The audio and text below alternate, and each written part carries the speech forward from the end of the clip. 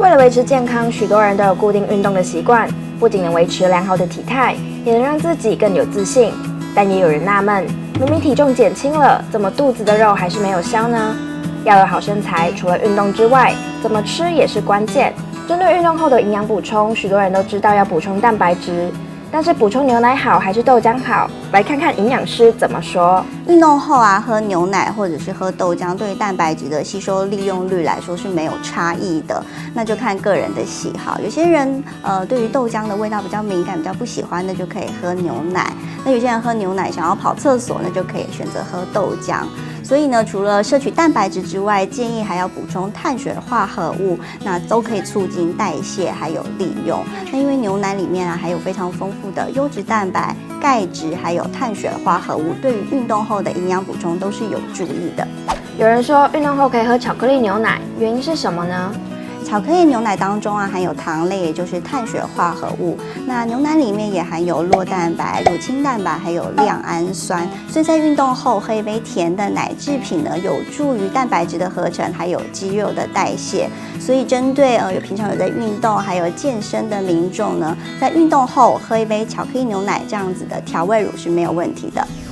对于想要瘦腰的人来说，就动动腰；想瘦腿就是训练下半身；想要消除手臂上的蝴蝶袖，就是甩甩手。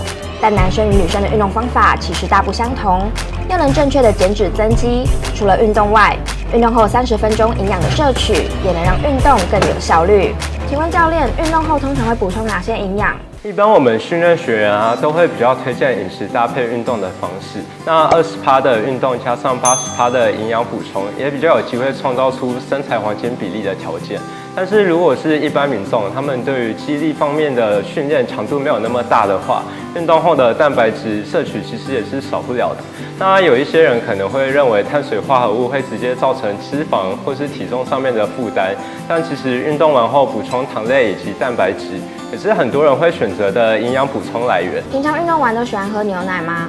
对啊，我平常都有健身的习惯，但总不可能每一次都吃高蛋白来练肌肉。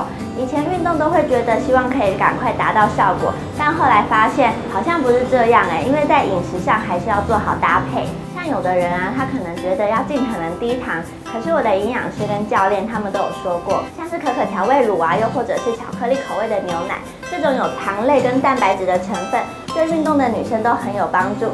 运动后喝不止非常的方便，而且像它每一瓶大概是400ml，20克的蛋白质，很适合训练完的我。尤其是每次运动完之后我就会想要喝一点甜甜的来犒赏自己。那教练也有说喝这个，发现真的是蛮不错的，不只能补充优质的蛋白质、糖类，就连牛奶里面的钙它都兼顾到了。像现在运动完，我几乎都会来一瓶。